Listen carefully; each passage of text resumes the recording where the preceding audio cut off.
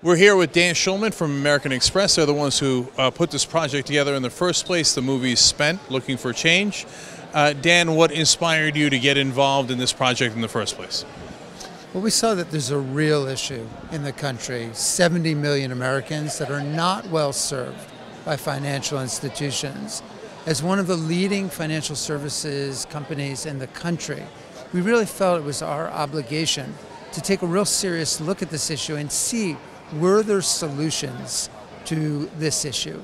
And what we found is that with technology, with software, with the advent of the penetration of mobile phones, that there actually were solutions that could be put into place.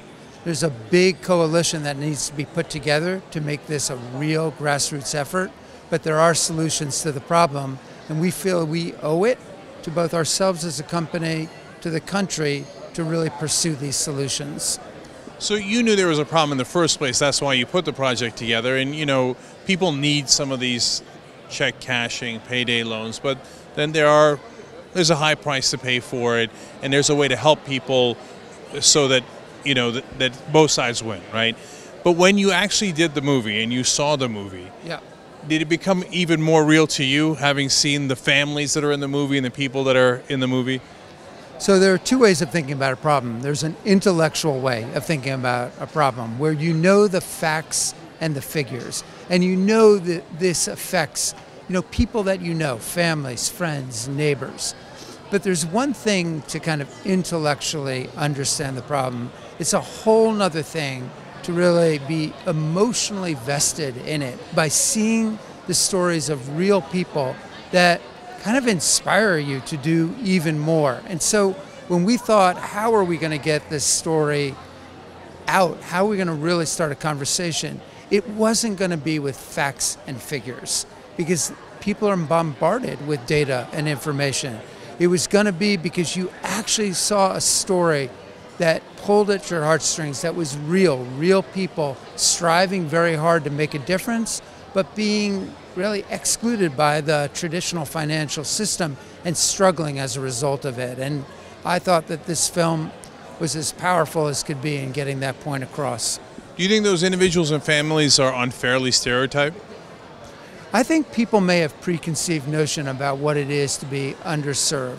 I mean, people may think it's primarily a lower income problem. From my perspective, as I think about it, the term that we've coined is really this is about the new middle class. 50% of Americans live paycheck to paycheck. This affects 1/3 of our country. This isn't about any one particular demographic. This is an epidemic in our country where people have been systematically excluded and live on the margins of the financial system. The question is, how can we reimagine financial services, not try and bank the unbanked, but reimagine a future in which consumer retail financial services are delivered differently at low cost ways, not through bricks and mortar infrastructure, but through software, through mobile phones. If you can do that, you can provide these services at dramatically reduced costs. And if you can pass along a large part of that savings to consumers, companies can keep some of that because you want this to be a win-win-win. For companies, you want it to be a win for consumers as well. So if you can do that, then you have a system that can perpetuate itself going forward. But it really comes down to reimagining what could be and not trying to force fit people into what was.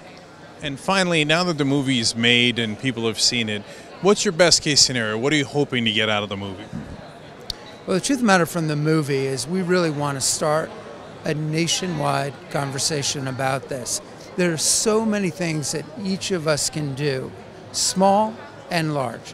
There are nonprofits that are doing great things, and if we donate to them, we can make a difference. There are bills that are in Congress right now that if they were passed and people talked to their legislators and said this bill is important to them, those bills could pass. And those bills can incent savings, can promote savings for individuals. So there are so many things that we can do as a coalition, as an ecosystem of nonprofits, of for-profits, of the public and private sector, of academia. If we can pull that together, because we have a rallying cry, and a cause to go after that actually is meaningful and can be solved, that's inspiring for everybody, and that's what we're trying to get out of this. All right, Dan Schulman from American Express, thank you for joining us on the Young Turks. Thank you so much. Appreciate it.